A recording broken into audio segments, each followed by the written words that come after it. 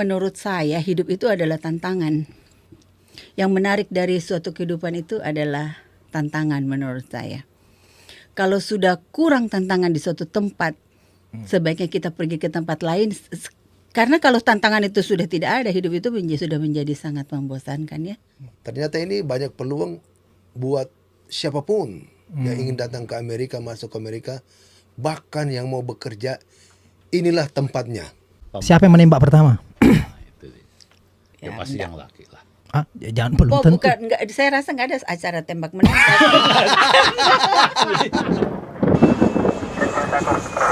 Negative K, nothing further, just city cabbie in the corner. Maju mo ko.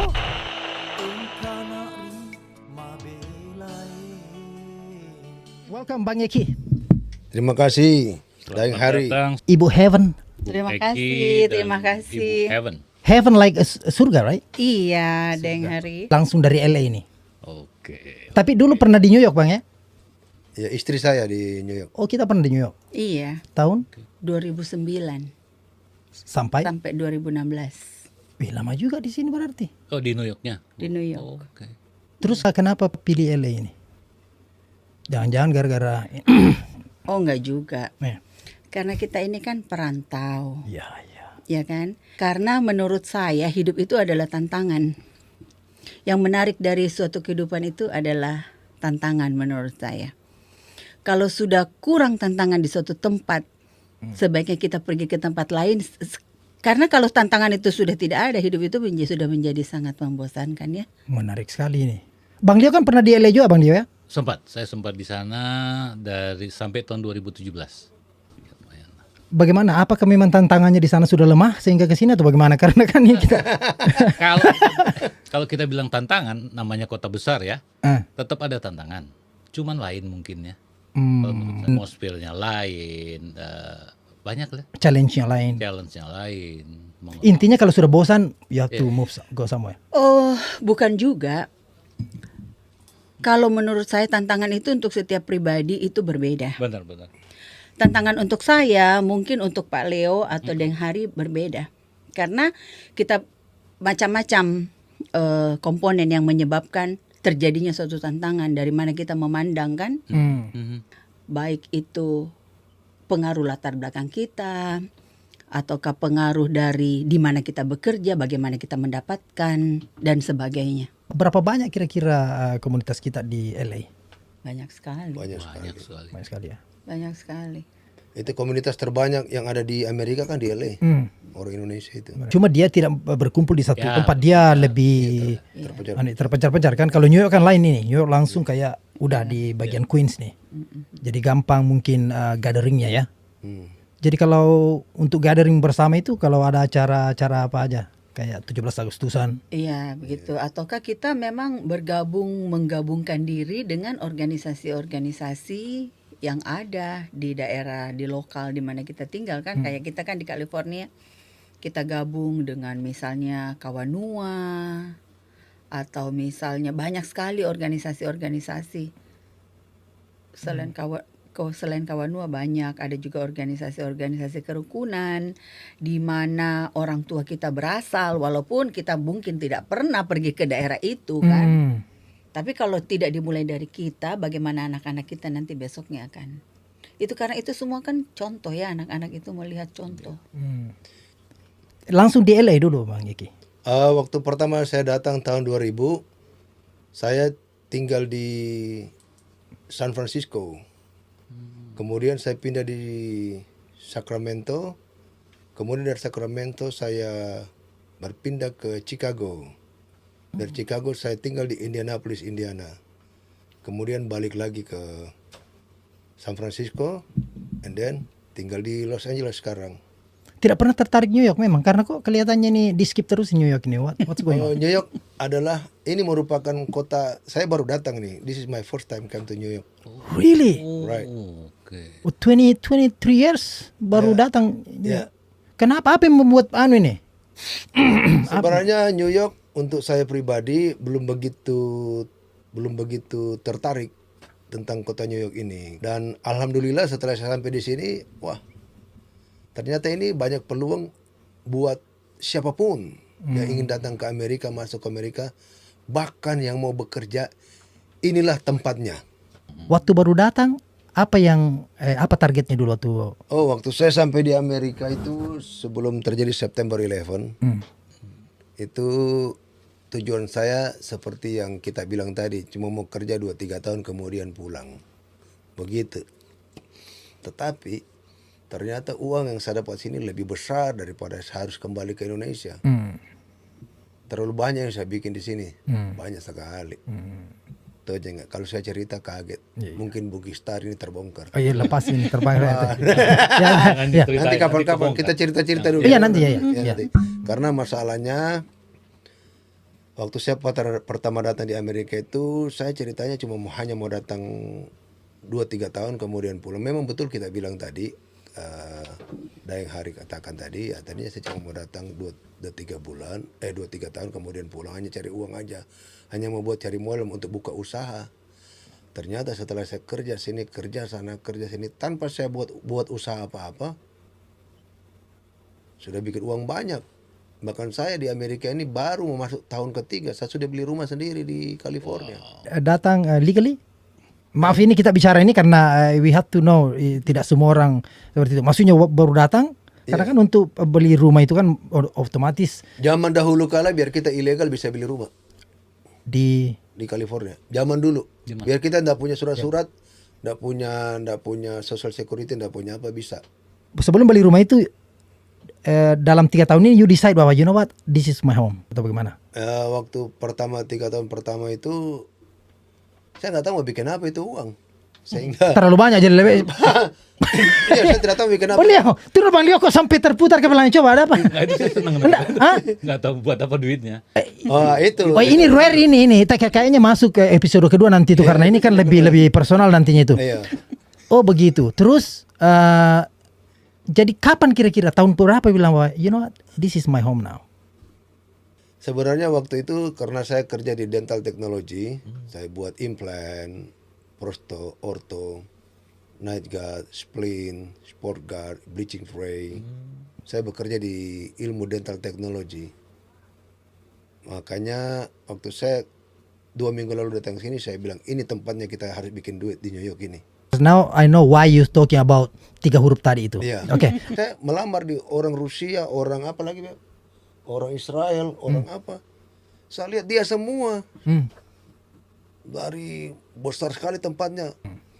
Tetapi saya sudah interview di beberapa tempat, termasuk di Long Island ini. Mereka mau suruh saya kerja langsung. Kamu kerja, kamu yang kelola nih, kamu jadi supervisor di sini.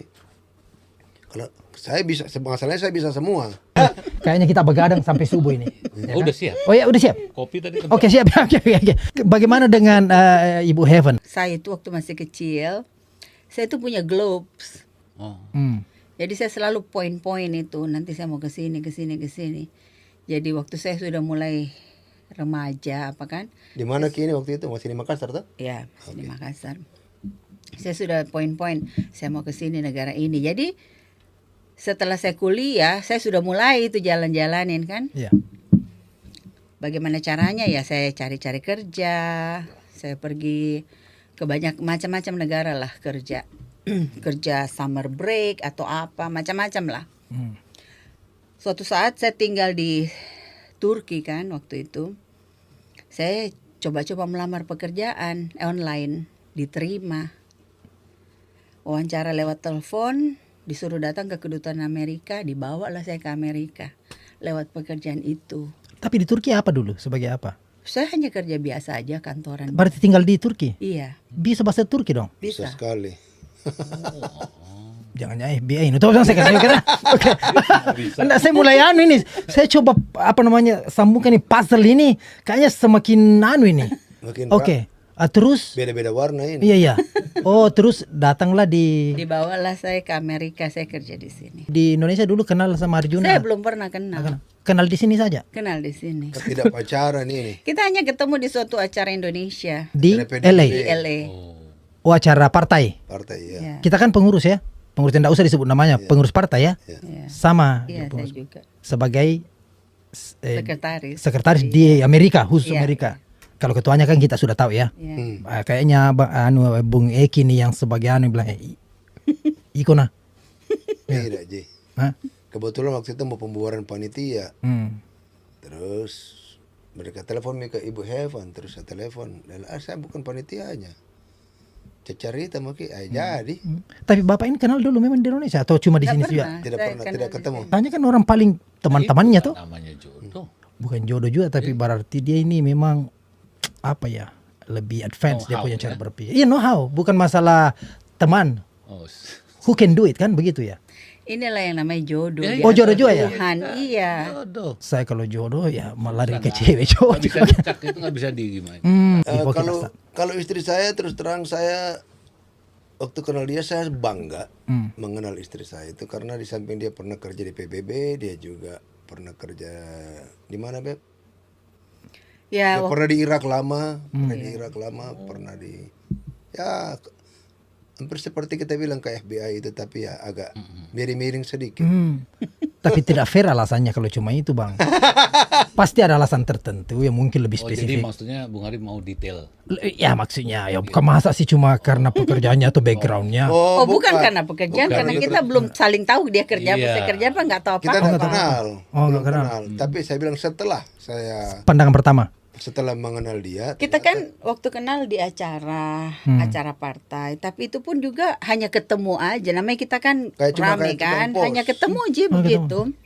Iya, Tukang betul. pos. Nah, maksudnya dalam hal ini tukang pos ketemu terus sudah. Karena kita kan sibuk sendiri. Siapa yang menembak pertama? Nah, itu dia. Ya, Ya, pasti enggak. yang laki lah. Ah, jangan belum Oh, tentu. bukan, enggak, saya rasa nggak ada acara tembak menembak.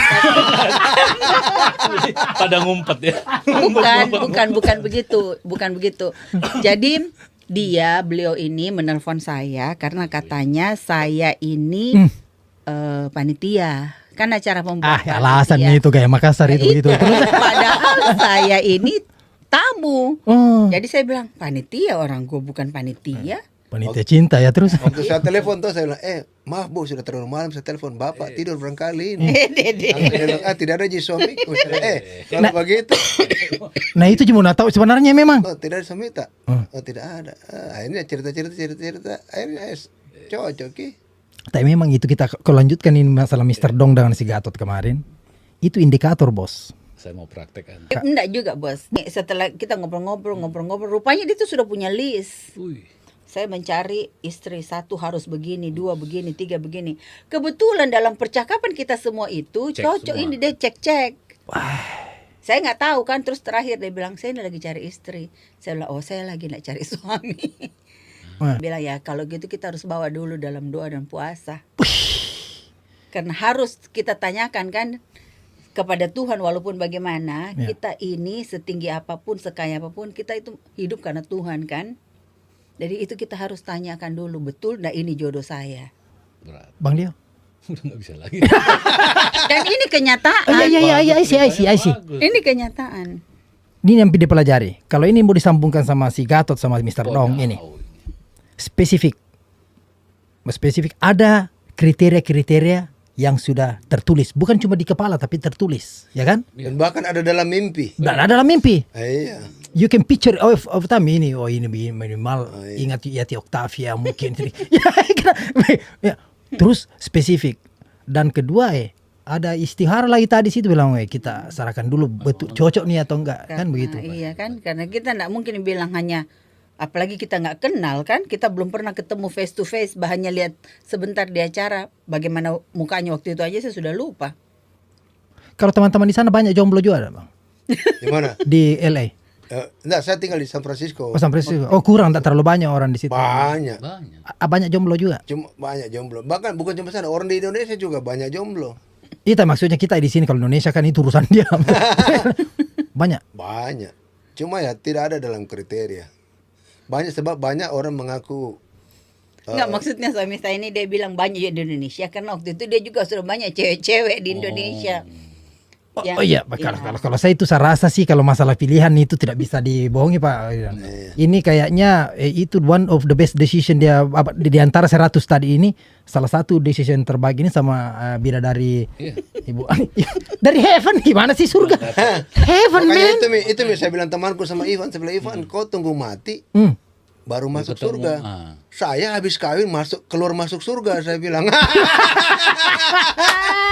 Habis kawin saya keluar masuk surga. Iya. Mau tunggu kau tunggu mati masuk surga 7 bidadari, saya langsung dapat bidadari. Iya. Habis kawin langsung ketemu bidadari.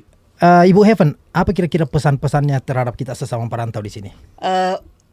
Pesan saya, jangan menutup diri, ya kan? Jangan hanya tinggal dalam box kita itu. Kenapa sampai saya bisa sampai di negara ini dan kenapa sampai saya bisa melewati segala macam challenge ini? Karena kita harus berpikir out of the box, ya. Begitu. Itu paling penting. Ada orang berpikir out of the box, itu kan bertentangan dengan budaya saya. No, kita harus bisa melihat out of the box. Budaya lain, itu kan kita punya karakter kebangsaan kita, dari mana kita berada itu kan lain. Out of the box artinya kita harus selalu melewati itu. Setiap kali ada tantangan kita terobos, kita belajar, kita hidup ini tidak bisa berhenti untuk belajar. Kalau kita mau sukses menjadi perantau, jadi dimanapun kita pergi, kita pasti bisa sukses. Tapi you have to know what you want, right? Ya haruslah. Yeah. Dalam arti setiap orang kan punya, kayak Deng Hari kan mau tahu apa yang kita mau kan? Right. Waktu saya pertama kali datang ke sini, terus terang saya belum tahu apa yang saya mau. Saya hanya melamar pekerjaan, diterima, dibawa ke sini. Tapi bukan berarti itu yang saya mau atau apa yang saya mau. Tapi dengan melewati semua perjalanan hidup ini, terbentuk dengan masalah, terbentuk dengan kehidupan, the real kehidupan. Pada akhirnya kita tahu, oh saya mau ke sana. Sebelumnya pasti kita semua tidak tahu kita mau kemana dan apa yang kita mau. Tapi percaya tidak bahwa masih banyak orang yang tidak mau tahu mau kemana sama sekarang? Ya itu kan itu banyak. Karena mereka itu begini ya, seperti yang saya bilang dari awal bahwa hidup itu adalah proses pembelajaran. Kita harus belajar dari proses itu. Yes. Kalau kita tidak belajar dan masa bodoh, ya kita bisa tahu sendiri lah ke depannya bagaimana kan? 100%. Yeah. Yes. Saya tambahkan yang seperti Daeng Hari katakan, masih banyak orang yang tidak tahu mereka mau kemana. Karena cuma 2, Ji. Kita harus cari tahu, ada kemauan baru ada jalan. Bukan cari jalan baru ada kemauan, tidak akan jadi itu tujuan tak. Jadi kalau kita punya kemauan, pasti ada jalan. Bukan kalau ada jalan baru ada kemauan. Kadang-kadang orang mau cari jalannya dulu. Kasih lihat kok dulu yang mana itu ini, kasih lihat dulu. Ya di mana rutenya nih? Di mana rutenya? Kalau kau sudah tahu kenapa kau tanya? Ya. Kalau saya sudah ketunjuk kau jangan tanya-tanya. Ya. Kalau kau mau ambil nggak itu ada sate yang di sana, pergi ambil. Kau mau tidak? Iya dulu. Oh saya mau. Oh ini uangnya. Pergi mau kau. Kau pasti tahu jalan. Tetapi kalau kau tanya jalannya dulu, baru mau tanya. Belum tentu kau mau, walaupun saya ada uang belum tentu kau mau. Jadi di mana ada kemauan, di situ pasti ada jalan. Artinya biar jalan yang lain yang penting sampai sana. Sampai Ya, tujuannya. akan cari. Iya, tujuannya. Pokoknya ini hanya merupakan our destiny, no our destination. Iya. Itu begitu. Jadi kadang-kadang orang berpikir seperti kita bilang tadi, banyak orang tetapi orang itu tidak tahu mau kemana.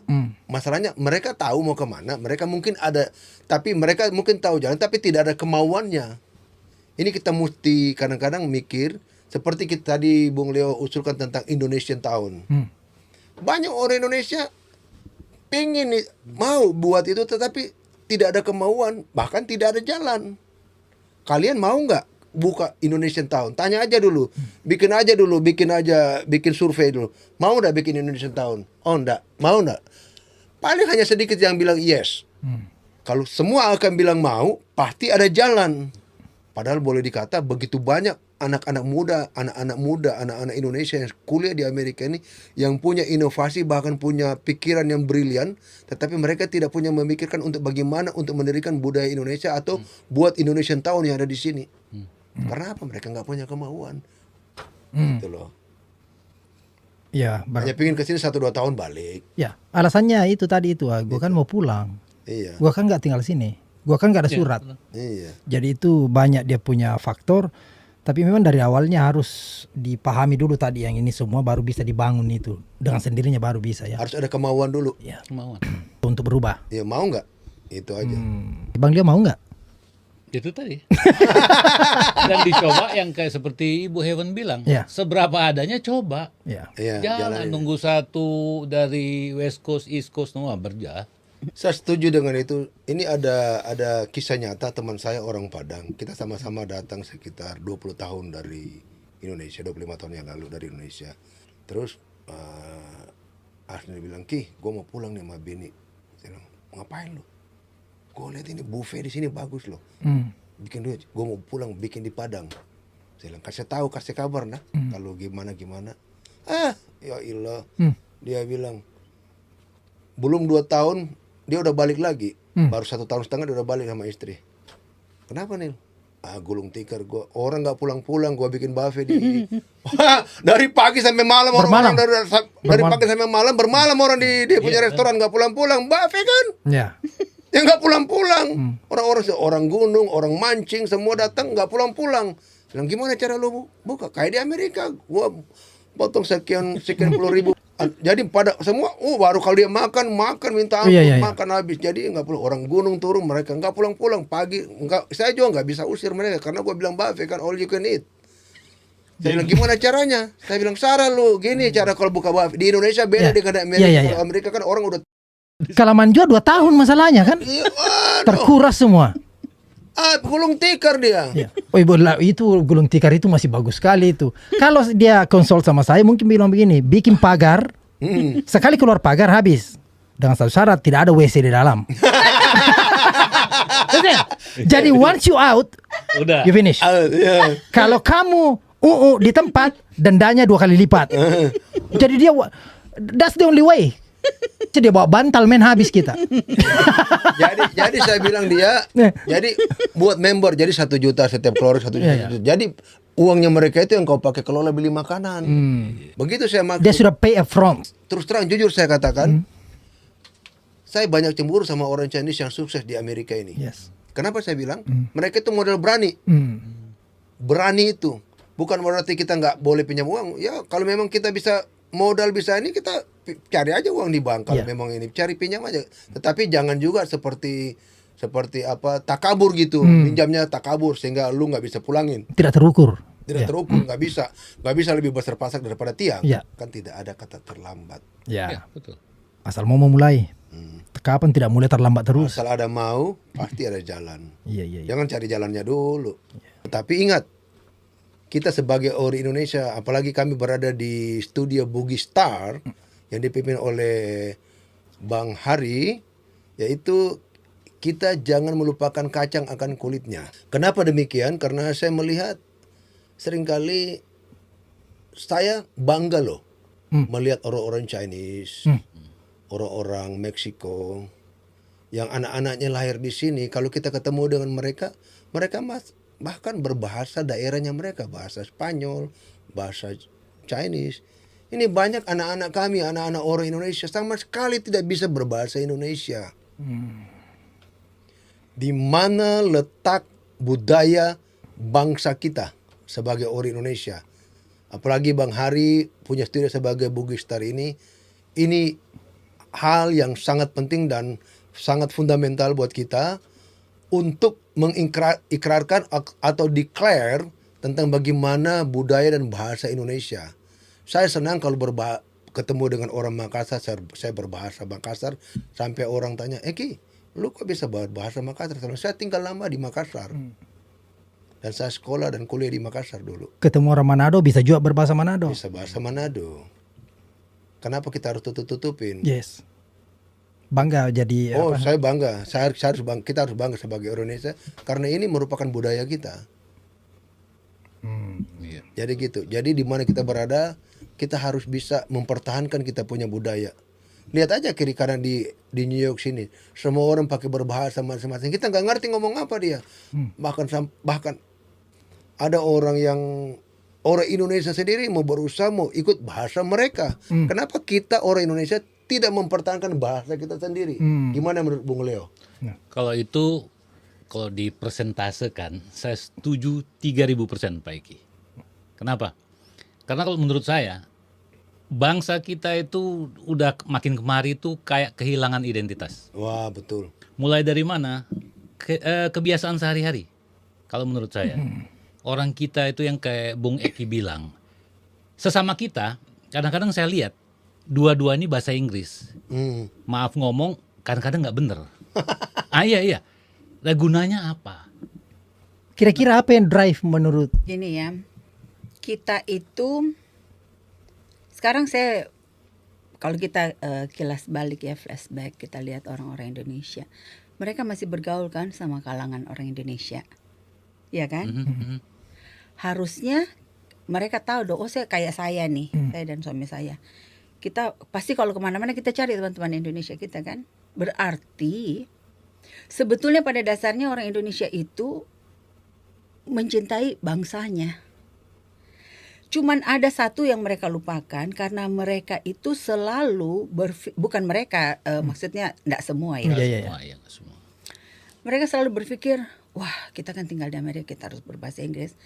Kita sebetulnya nggak perlu takut dengan kehilangan. Kita nggak perlu takut untuk tidak bisa berbicara bahasa Inggris. Kalau kita tinggal di negara manapun itu, kita pasti akan berbicara bahasa itu, pasti. Tapi bahasa ibu kita, kalau kita tidak jaga, kita akan kehilangan. Itu pasti. Benar. Cepat atau lambat pasti hilang. Dan menurut saya, kita di keluarga kami, kita itu punya semacam rules bahwa kita hanya berbahasa Indonesia. Kita dan semua keluarga kita harus berbahasa Indonesia. Kalau bahasa Inggris pasti bisa, apalagi kalau anak sekolah di sini. Jangankan sekolah di sini, kita aja yang kerja pasti harus berbahasa Inggris. Automatically. Itu sudah otomatis. Kita nggak akan mungkin tidak bisa berbahasa Inggris. Tapi kalau bahasa Indonesia itu pasti hilang kalau nggak dipakai. Tapi itu saya punya pengalaman karena istri saya kan Chinese. Dia nggak bisa bahasa Indonesia. Saya nggak bisa bahasa Chinese. Dalam kondisi seperti saya agak berat memang. Karena saya communicate only in English, right? Tapi saya encourage dia tetap mengajarkan dia Chinese dan saya mengajarkan dia bahasa Indonesia. Ataukah kalau punya anak, anaknya bisa belajar dua bahasa. Dengan ibunya dia berbahasa Chinese, dengan bapaknya dia berbahasa Indonesia. For me ya, meskipun saya coba my best ya, mungkin yang kita tidak setuju mungkin kalau sama-sama orang Indonesia dia orang tua tapi tidak di encourage untuk berbahasa itu. Tapi ada juga cara yang saya pikir sangat jitu ya. Anak-anak orang-orang Indonesia, mereka kan selalu beralasan, aduh susah anak saya begini. Kalau saya pribadi, kalau anak itu sudah SMP, sebaiknya kalau liburan kita kirimlah dia ke Indonesia kan, ketemu bergaul dengan keluarga kita, sehingga itu dia mengenal budaya kita. Bahkan berakar. Berakar itu suatu saat kalau kita sudah mengenal, kita akhirnya suka dan akhirnya cinta, jadilah berakar. Right. Gitu. Tapi kalau kita sendiri sebagai orang tua tidak pernah memperkenalkan, nah itu nanti yang menjadi masalah di kemudian hari. Seperti yang kita lihat sekarang ini kan banyak sekali anak-anak Indonesia, apalagi yang orang tuanya Indonesia tapi anak-anaknya sudah tidak bisa berbahasa Indonesia. Nah hal-hal semacam itu yang sangat ditakutkan untuk generasi kita. Karena cepat atau lambat kita akan kehilangan identitas. Dan pada akhirnya itu budaya kita akan punah di telan waktu. Jadi solusinya untuk preserve kira-kira apa? Ya itulah, berbahasa Indonesia di rumah, karena bahasa Inggris kita pasti akan bisa. Tidak mungkin, saya mau belajar bahasa Inggris. Kita tinggal di negara manapun, kalau kita tinggal di negara itu pasti kita akan berbahasa itu. Itu nomor satu. Nomor dua, jadi nomor satu berbahasa ibu di rumah.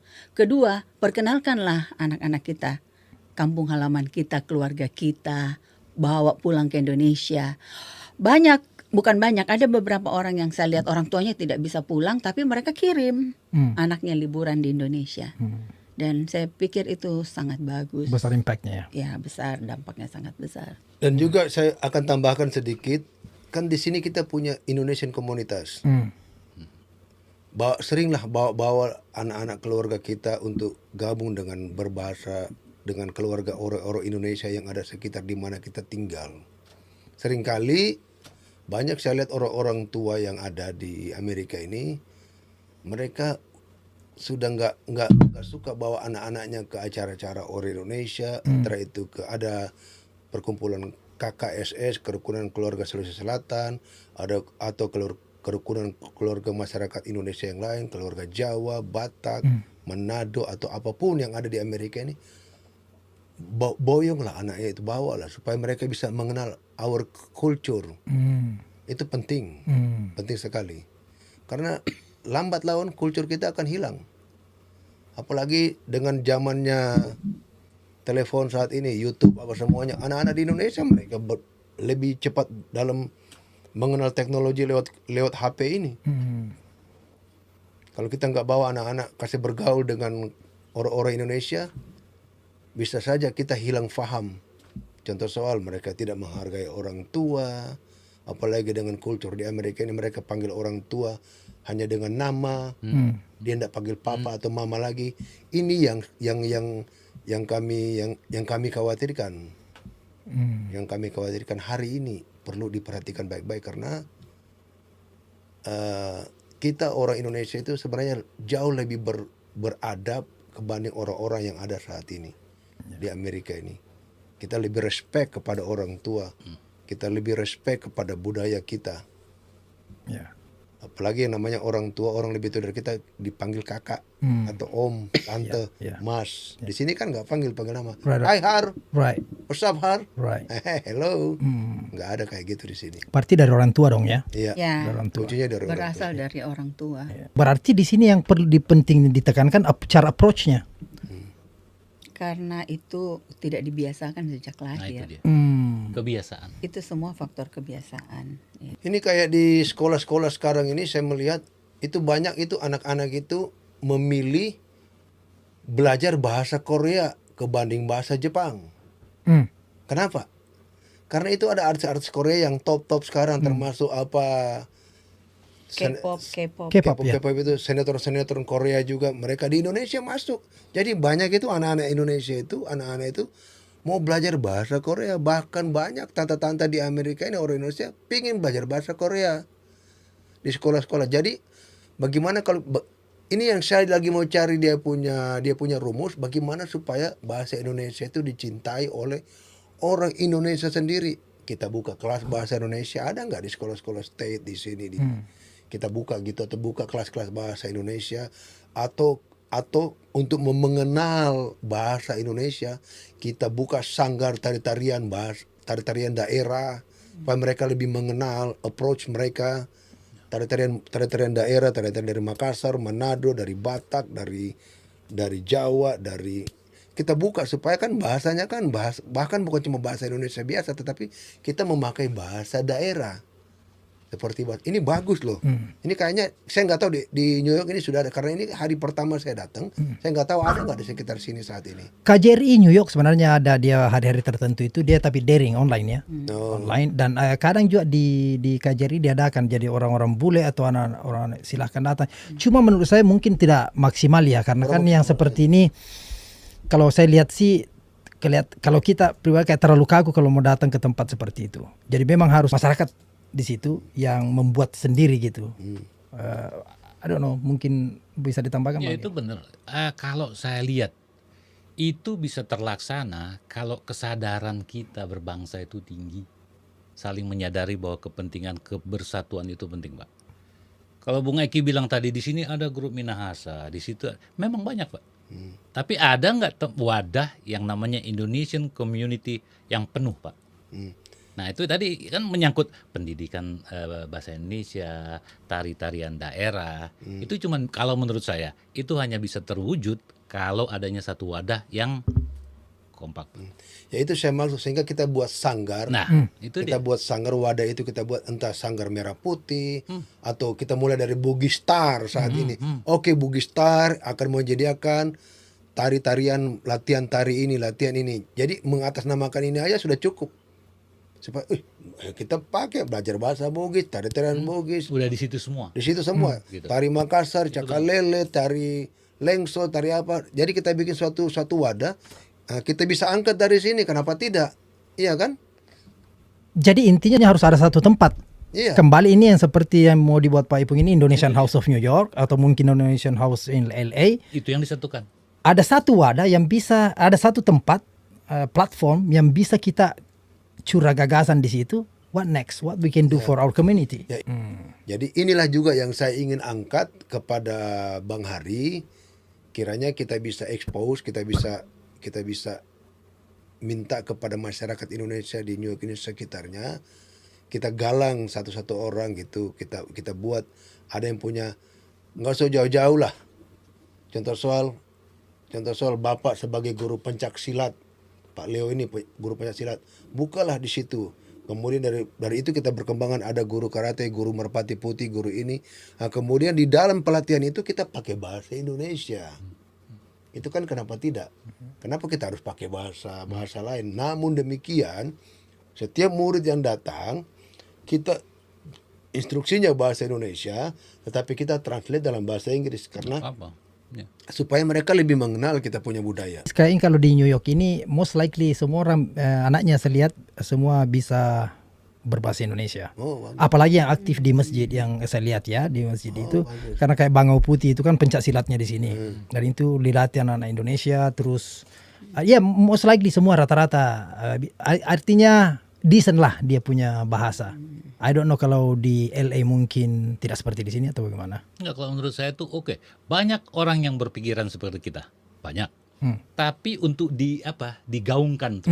Jangan satu kali ketemu 1 bulan ngomong begini, bulan 5 bulan lagi baru ngomong lagi. Nggak kejadian itu, Pak. Distimulai terus Ya. ya dia harus ya. Harus sama-sama punya tekad, sama-sama ingin bersatu buat wadah. Ya. Maksudnya Nggak salah grup Kawanua, Sulawesi, Sumatera, Bali nggak masalah. Tapi itu yang digalang jadi kesatuan, ya kan? Kalau menurut saya itu. Iya, iya, iya. Karena dari situ rasa kesadaran kita bahwa kita ini orang Indonesia loh. Kayak Bung Eke bilang kita tuh mesti bangga, lain sama yang lain, ya kan? Iya, iya. saya senang juga menurut Bung Leo bilang tadi bahwasanya kita harus follow up. Ya. Jangan cuma bicara-bicara. Dalam arti kata kita nggak hanya NATO saja, no action talk only. Iya, yes. Jadi itu yang maksud bagus. Jadi pembicaraan kami tidak hanya sampai di sini, tetapi berkesinambungan. Iya. Nanti mungkin besok lusa kita Bang Hari bisa follow up lagi bagaimana. Ya karena banyak saya lihat kegiatan seperti itu. Dia muncul, ada program, that's it, no follow up. Iya. Ya. Terus make another program again. Jadi seolah-olah melakukan sesuatu tapi the result is nothing. Ya. Betul. Banyak Ya kan? ide, banyak masukan, banyak gagasan. Tapi untuk menjadikan itu satu, merealisasikannya itu ya nggak ada. Kita tahu di sini masing-masing orang punya kesibukan ya. Namanya kita di rantau, di kota besar harus survive untuk kehidupan ya. Tapi di balik itu semua kalau ada satu itikat kesadaran yang kuat untuk kita, oh kita ini Indonesia, kita bersatu yuk. Betul. Berapa banyak orang Indonesia yang berprestasi, Bung Hari? Yes. Kalau kita mau ingat-ingat itu loh. Gak usah jauh-jauh nih saya buka. Ada nggak di Amerika Indonesian Town? Nggak ada. Nggak ada. Di LA, di prime location, Wilshire Boulevard, ada Ethiopian Town. Maaf kita bukan menyudutkan satu negara. Ethiopia dibandingin Indonesia, coba Bung Eki bilang. Jauh kan mereka? Kenapa ada? Nggak usah lah heran Bangladesh Town, oke, gede. Ethiopian Town. Makanya memang harus collectively make something. Ya. Platform itu, tempat itu. Bagaimana Miss Heaven? Ya betul, betul. Jadi begini ya, berbicara tentang Ethiopian Towns, mungkin kedepannya kita bisa bikin Indonesia Town.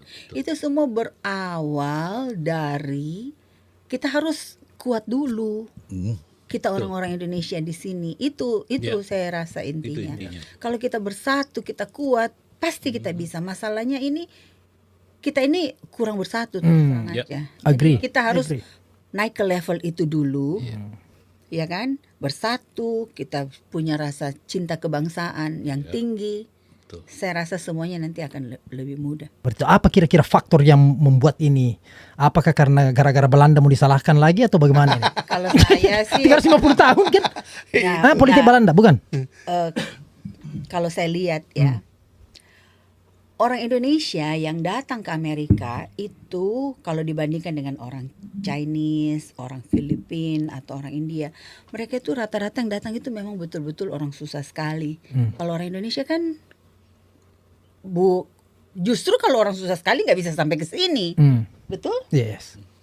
Nah, dengan perekonomian mereka yang menengah ke atas, boleh dibilang mereka itu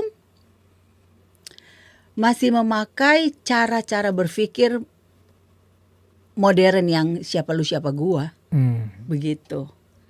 Kalau kita bandingkan dengan orang-orang yang mereka yang dari misalnya dari Cina atau dari India yang orang susah sekali, mereka tuh saling itunya kuat sekali loh. Mereka punya kebangsaan itu kuat sekali sehingga mereka saling membantu karena mereka merasakan susah itu sama-sama.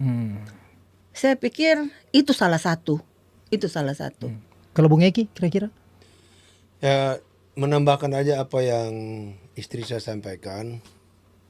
Seringkali kadang-kadang bukan cuma di masyarakat, orang Indonesia itu egonya terlalu tinggi. Saya rasa negara-negara lain juga punya ego. Siapa sih manusia yang nggak punya ego? Tetapi jangankan di kerukunan masyarakat Indonesia, di gereja sendiri, di dalam masjid sendiri, mereka dengan mereka baku sikut. Yes. Padahal sudah saling kenal. Ya. Sudah tahu-tahu ini ustadz, kita suka membantu masyarakat. Sudah tahu-tahu ini pendeta suka membantu masyarakat, sudah membantu jemaat. Umatnya itu membicarakan soal mereka. Mereka ini yang mengayomi kita, mereka ini mendoakan kita, mereka ini yang membawa kita itu kepada Tuhan, kepada Allah Subhanahu wa taala. Itu nggak bisa dipungkiri. Jadi mereka pakai sistem ilmu penyu. Tahu penyu? Kura-kura. Tuturuga, kura-kura. Iya. Kamu taruh 3 ekor kura-kura di sini, dia saling berenang. Kura-kura yang satu mau naik, kura-kura satu bilang, gua dulu naik, Ya, lu naik turun. ya. Lagi saling, jadi tangan dan kaki baku injak, lu ke bawah, lu ke bawah gitu. Yang penting saya naik. Entar gua naik. Iya, iya. Nah, yang satu bilang enggak, gua naik. Jadi sama-sama mau kepalanya lebih kelihatan di atas gelas ini. Akhirnya nggak ada yang naik. Akhirnya nggak ada yang naik. Karena apa? Memang pada dasarnya kalian nggak bisa naik. Mereka pakai ilmu kura-kura. Kalau Bang Dio apa bagaimana? Itu tadi rangkuman dari dua pendapat ini kalau saya lihat itu memang satu itikat niat itu diperkeras lagi. Karena intinya yang ke Ibu Heaven bilang, kebersamaan yang menuju persatuan. Itu aja. Itu yang harus betul-betul dipus. Bukan 1.000-2.000 orang Indonesia yang punya pikiran seperti kita, saya yakin. Tapi untuk mewujudkannya itu, oh saya nggak ada waktu kerja, ya semua tuh harus ada usaha dong. Ya kan? Kalau menurut saya itu. Karena saya yakin dengan wadah itu akan terbentuk orang Indonesia yang baru kalau menurut saya. Karena di perantauan ini kita harus akuin kita tidak ada kekompakan, ya. Ada kompak masing-masing. Itu aja. Saya setuju dengan 3 alasan itu, tapi saya tambahkan mungkin satu. Mungkin salah satu kalau khususnya kita orang Indonesia, menjawab tadi Ibu Heaven, mereka datang sudah susah. Jadi ketika dia susah seperti let's say sama dari China mungkin dulu ya, there is no reason to go back. Karena apa yang dia cari, yang dia avoid di sana, is not happening here. Perbedaannya dengan kita, ngambang dia. Yang sejauh ini saya pelajari, 95% at least itu dulu rencana sini cuma 2 tahun, Bang. 2 years. 3 years, that's it. Tetapi along the way tinggal 20-25 tahun belum balik juga. Sehingga karena tidak ada decision situ sehingga tidak bisa maksimal. Untuk studying something, gue kan mau pulang. Kan saja, ayo bikin bisnis, kita kan mau pulang. Ayo beli rumah, kita kan mau pulang. Tapi itu berlangsung sampai 30 tahun. That's the problem deh. Itu yang saya pribadi yang saya amati. Of course ada yang terjadi in between, tapi siapa sih yang tidak punya itu? Tapi itu alasannya kalau saya lihat. Lain kalau kayak orang-orang lain. Kayak orang Meksiko, ngapain lu balik? Makanan you di sini, bahasa you di sini. Ya, ngapain pulang di dengan kartel?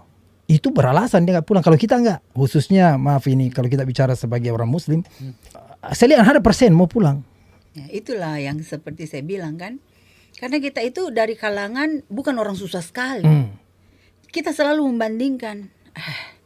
Saya di Indonesia ada pembantu, saya nggak perlu setengah mati begini, biar saya kerja aja sekian lama di sini, pulang maka dia lebih enak. Karena negara kita bagaimanapun itu tetap lebih baik di mata Walaupun kita sudah merantau kemana-mana, kita masih melihat negara kita tuh jauh lebih baik. Kalau mereka kan ada pilihan lain. Betul.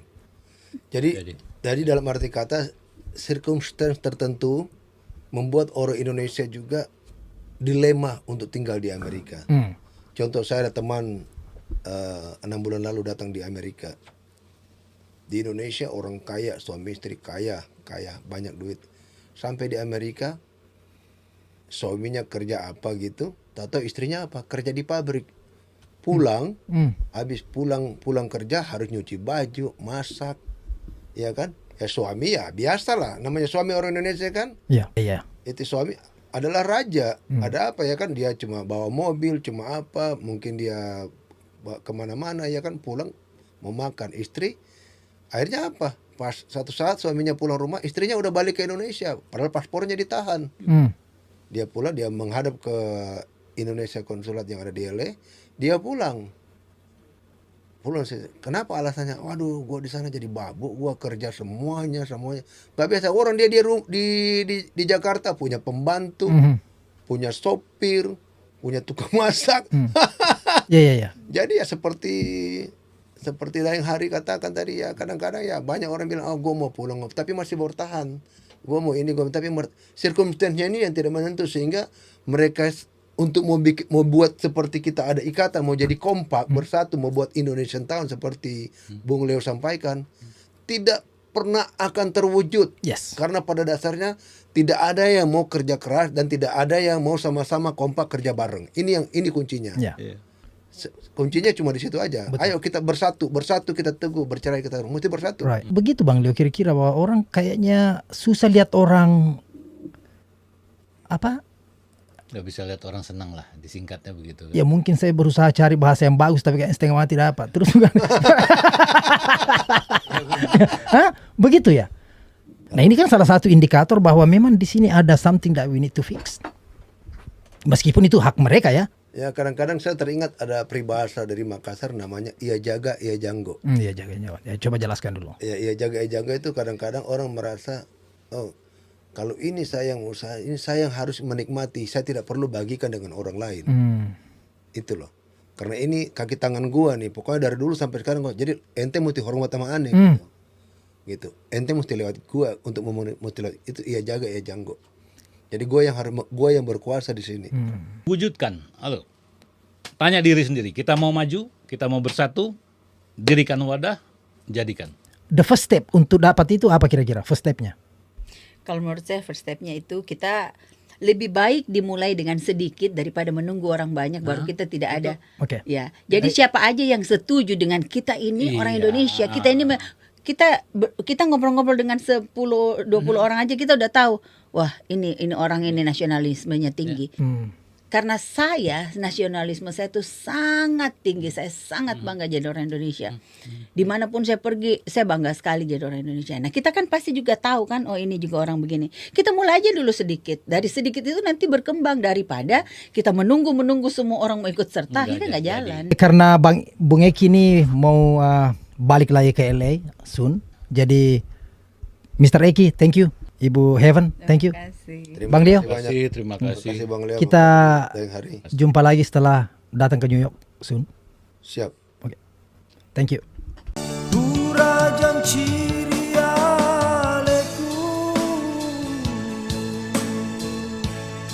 sing teruri hatiku ya bau rewe matana ogi urun tupi usapa